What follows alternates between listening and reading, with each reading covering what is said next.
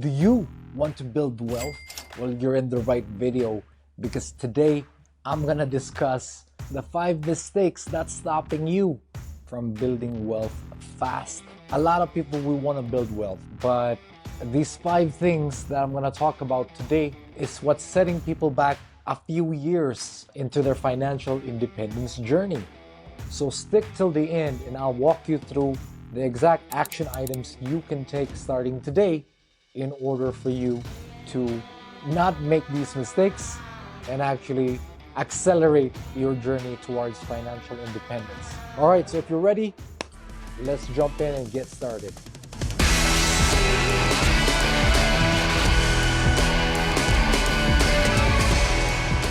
Okay, so before we get started, a quick call out. If you need more clarity into your financial independence journey, if you have questions about side hustles, investing, and anything like that, we have an ongoing challenge currently. Hasn't ended yet, but for every person that drops a comment and leaves a like and subscribes to the video, we'll be picking one person to give a free consultation so we can give you a clearer path towards your financial independence, financial freedom journey.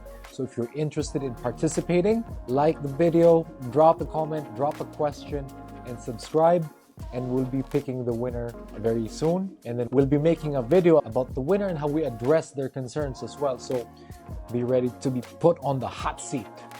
All right, so if you're ready, let's jump into the video. Let me share my screen and let's go through these 5 mistakes that you should be avoiding in order for you to accelerate your journey into being financially independent. All right, so mistake number 1. A lot of people, what they try to do is they try to time the market. Now, throughout history, there's really one thing that's always been constant, right? And that's been change. And then that same goes with the market. Throughout time in history, there's going to be volatility and unpredictability in the market. If we take a look at the performance of, let's say, the S&P 500 in the last 10 years, the overall trajectory is up. However, we've never been able to predict these dips, right? So as you can see, in specific times in history, there have been ups and downs and dips, valleys, and it's really been never a good idea to try to time the dip unless it's already dipping and then you're already buying, right?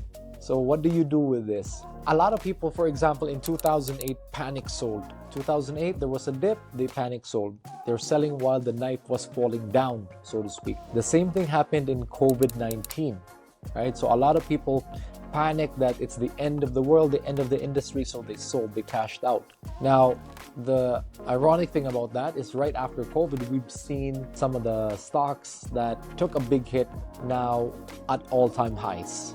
So it's never a good idea to really time the market. And what you want to do is you want to implement what's called the dollar cost average strategy. So on a set schedule, what you want to do is invest consistently and regularly, no matter what the market condition is. Up, down, sunny day, rainy day, any type of market condition. Daily cost average strategy will ensure that you're buying at multiple points of the market, multiple price points, and then you reduce your risk of buying at the high price, right? Buying when it's high and also selling when it's low. Additional examples here is Shopify. It had a dip into 2022 and then a strong recovery in 2023. So the same thing with the TSX index. That's why for me, even though I'm not a full-time citizen of Canada, I still have an allocation of my portfolio in the TSX. So TSX is it's like the S&P for Canada. And then in the Philippines, you also have the PSE index, right? So another one I'm currently looking at right now is actually Jollibee. We have another video breaking down Jollibee and then SM Investments as well. So daily cost average timing the market, you don't want to do it, and you want to be daily cost averaging instead. The second mistake that is costing you thousands is not diversifying. So this happened to me personally in 2018, 2022. I had over 40-50% of my portfolio in alternative asset classes, in high risk asset classes, crypto, and even within the crypto space, I was overexposed to the altcoins. And once the bubble popped and once all the value left the market, I was left holding the bag, right? Holding the bag that was worth nothing. So that's a big mistake on my end where I was not diversified, right? So having 40-50% of your entire portfolio in a very high risk asset, big mistake, very big mistake. So I learned that mistake myself in the crypto space. I know in history we also have, people that had overexposure with Enron, for example, the Lehman Brothers, FTX, and even the more stable stocks, Meta and Tesla, for example. If you're all in one specific stock, then that's just a recipe for disaster, right? Because you're literally betting on one thing instead of being able to hedge your bets across different industries. What can you do? Instead of betting on one specific stock or one specific company, you can take a look at the rule of three, right? So the rule of three states that you want to invest in at least 3 different asset classes. That could be stocks, real estate, bonds, or alternative investments. But what you want to do is diversify, right? And even within those different segments, you want to have diversification. So for example, for myself, me and my wife, we have stock investments, but we also have ETF investments. So ETFs are asset classes that hold various stocks or various positions, so that further diversifies us within the stock market. And then same thing with real estate. We not only have a physical real estate investment, but we're also investing into REITs, real estate investment trusts, that also invests in specific segments of the real estate industry, again, to diversify that risk. And then we have alternative asset classes like Bitcoin, crypto, but now it's on a much smaller scale, not the entire 40-50%, a smaller percentage on the higher risk asset classes. So make sure you diversify so that when one industry goes down, you're not all in on one, that when it's down, you go down with it. All right, so mistake number 3 is ignoring fees.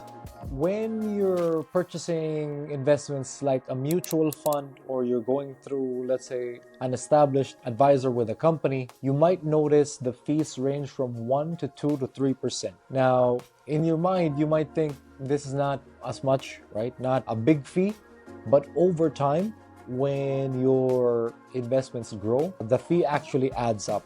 So if we do some simple maths here, a mutual fund that would charge 2 to 3% annual fee, it can eat up 40% of your return over, the 20-30 years that you have your investments in there. Now you compare that to an ETF like Vanguard's VU, the fee is only 0.03% versus your 2% actively managed fund. And then for some of these funds, if you compare, unless you really have a big, good, generous return that you can compensate for that 2% fee, then it might be a better option for you to consider an ETF with a lower annual management fee to offset that price, right? So always do your research, take a look at your annualized return, your projected return with the mutual fund purchases you're doing versus your self-managed ETF options that can provide you with a lower fee.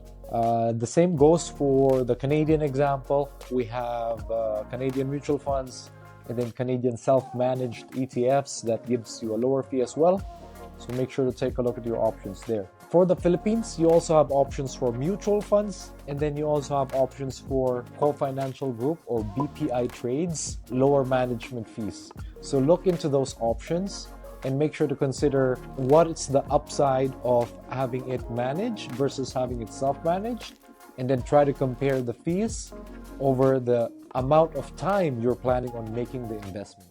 So for your action items, what you want to do is you want to check your expense ratios, right? And all the funds you want to have an expense ratio of about 0.50%, and then you want to consider zero commission brokers as well. So international brokers, IBKR, right? That's the global one. You have Wealth Simple for Canada, and then you also have your Cole Financial for the Philippines.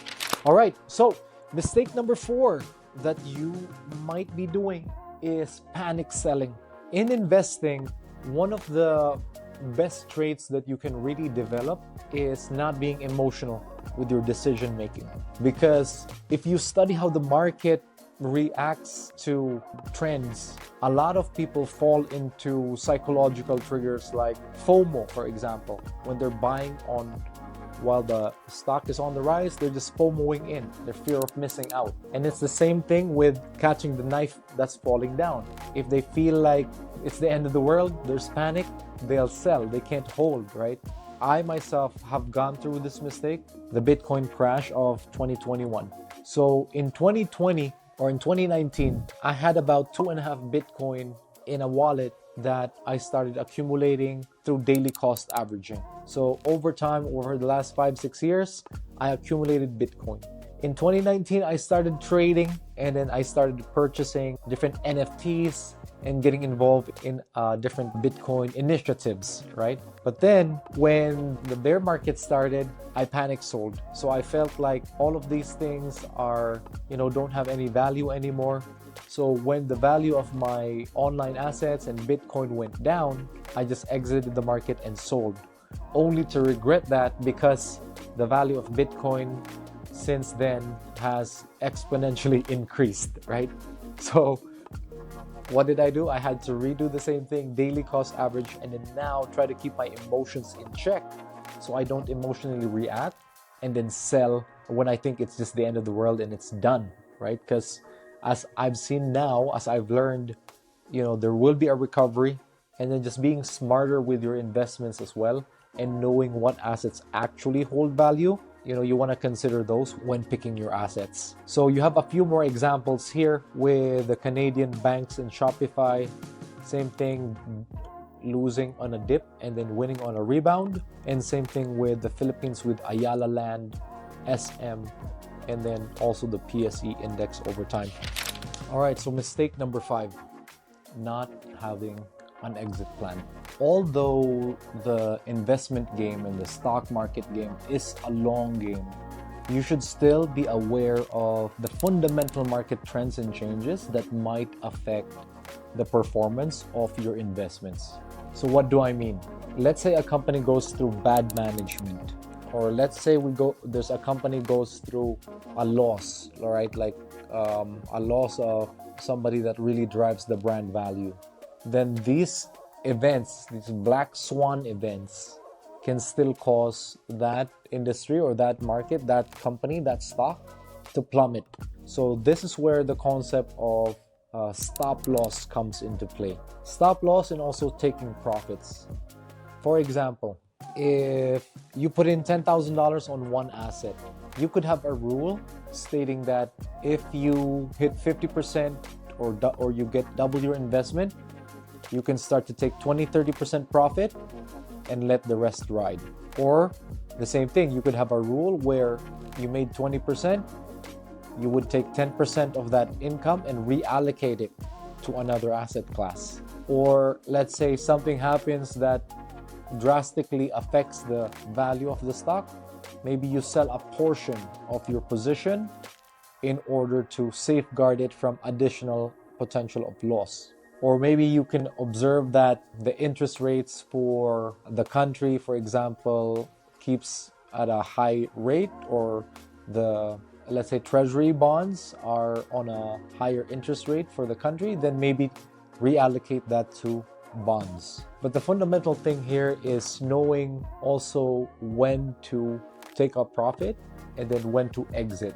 Although it is a long-term investment game plan, you still want to safeguard yourself from potential fundamental factors that might affect the majority of your investment. So again, although it's a long game, you want to make sure that you're taking profits when you can, and then you're also diversifying your assets in order to mitigate your losses, right, or the risk. So your action items here: set some clear targets.